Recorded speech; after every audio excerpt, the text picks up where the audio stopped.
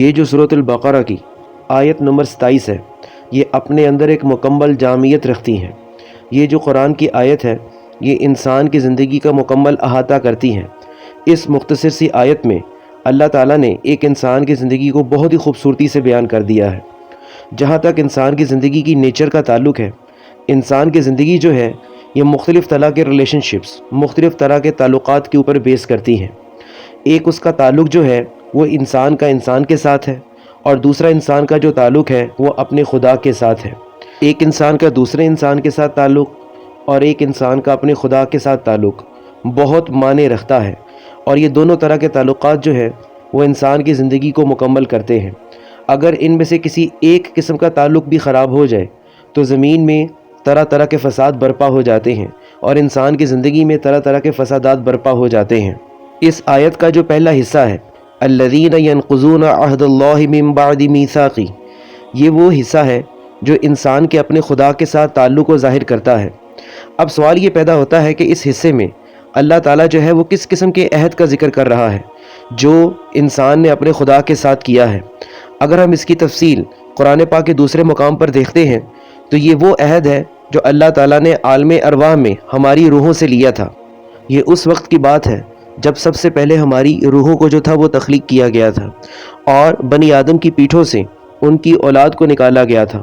تو تب اللہ تعالیٰ نے عہد لیا تھا۔ وہ عہد کچھ یوں ہے، الست بربکم، اللہ فرما رہا ہے، ہماری روحوں سے پوچھ رہا ہے کیا میں تمہارا رب نہیں ہوں؟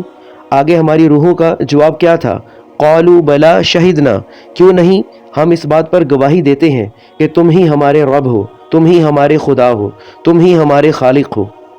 اور اسی عہد کو تو یاد دلانے کے لیے اللہ تعالیٰ نے پیغمبروں کا سلسلہ شروع کیا کہ اللہ تعالیٰ مختلف اوقات میں اس دنیا میں پیغمبر بھیجتا رہا اس عہد کی یاد دہانی کے لیے۔ پھر ان پیغمبروں پر کتابیں اور صحیفے نازل ہوتی رہیں، اللہ تعالیٰ کی تعلیمات نازل ہوتی رہیں تاکہ ہم اس وعدے کو پورا کر سکیں، اس عہد کو پورا کر سکیں۔ لیکن اللہ تعالیٰ تو یہاں کہہ رہا ہے کہ ہم نے اس عہد کو توڑ دیا۔ مطلب یہ کس اعتبار سے اللہ تعالیٰ بات کر رہا ہے؟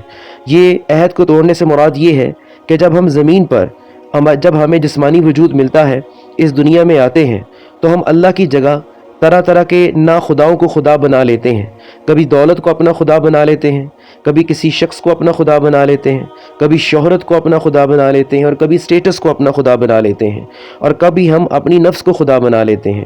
تو اس صورت میں ہم اس عہد کی عہد شکنی کر رہے ہوتے ہیں، اور جیسے ہی انسان پھر شرک میں مبتلا ہوتا ہے تو پھر انسان زمین پر طرح طرح کے فسادات برپا کرتا ہے۔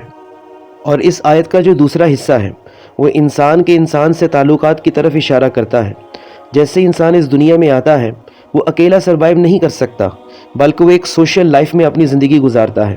اب یہ جو تعلقات ہے، جیسے انسان اس دنیا میں آتا ہے تو اس کے آنے سے پہلے ہی تعلقات جو ہے وہ بنے ہوتے ہیں۔ اب یہ مختلف تعلقات جو ہے اس سوشل لائف کو سموتھ بنانے کے لیے ان کو نبھانا بہت ضروری ہے۔ تو قرآن جو ہے وہ اس سوشل لائف کے جو سوشل ریلیشن شپس ہیں ان کی طرف بھی بہت زیادہ توجہ دیتا ہے۔ اب انسان کے مختلف طرح کے تعلقات ہیں، جس طرح والدین کا اولاد کے ساتھ ہے، جس طرح بہن کا بھائی کے ساتھ ہے، بھائی کا بہن کے ساتھ ہے، اسی طرح ہمسایوں کا تعلق بھی آ جاتا ہے، استاد اور شاگرد کا تعلق بھی ہے، دوستوں کا تعلق بھی ہے، اسی طرح ایک باس اور جو اس کا امپلائی ہوتا ہے اس کا تعلق بھی ہے، ایک آقا اور غلام جو ہے اس کا تعلق بھی ہے، ایک حکمران ہے اور اس کی رعایا ہے اس کا تعلق بھی ہے، اور اپنے دوستوں کا ایک دوسرے دوست کے ساتھ تعلق بھی ہے۔ یہ جتنے بھی ہیں یہ سارے ہمارے سوشل ریلیشن شپس ہیں جن کو اللہ تعالیٰ کہتا ہے کہ تم نے سمودلی جو ہے ان کو نبھانا ہے، تم نے زمین پر فساد برپا نہیں کرنا۔ لیکن جب انسان ان سوشل ریلیشن شپس کو وائلیٹ کرتا ہے تو اس صورت میں بھی وہ زمین پر ایک فساد برپا کرتا ہے، جس طرح کہ اللہ تعالیٰ نے اس آیت میں کہا ہے نا وَيُفْسِدُونَ فِي الْأَرْضِ، کہ یہ لوگ وہ ہیں جب یہ عہد شکنی کرتے ہیں اور ان تعلقات کو جن کو اللہ تعالیٰ نے جوڑنے کے لیے کہا ہے ان کو جب توڑ ڈالتے ہیں وَيُفْسِدُونَ فِي الْأَرْضِ، تو یہ زمین پر فساد برپا کرتے ہیں۔ اسی چیز کو تو قطع رحمی کہا گیا ہے۔ قطع رحمی بیسیکلی کیا ہے کہ جو ہمارے ریلیشن شپس ہیں ہم ان کو اپنی ذاتی انا میں آ کر ختم کر دیتے ہیں، توڑ دیتے ہیں۔ تو یہ چیز جو ہے یہ اللہ تعالیٰ کو بالکل بھی پسند نہیں ہے۔ اگر حقیقت میں دیکھا جائے تو یہ ہمارے سوشل ریلیشن شپس جو ہیں ایکچولی ہمارے سوشل کانٹریکٹس ہوتے ہیں جس کو ہم کسی بھی صورت توڑ نہیں سکتے۔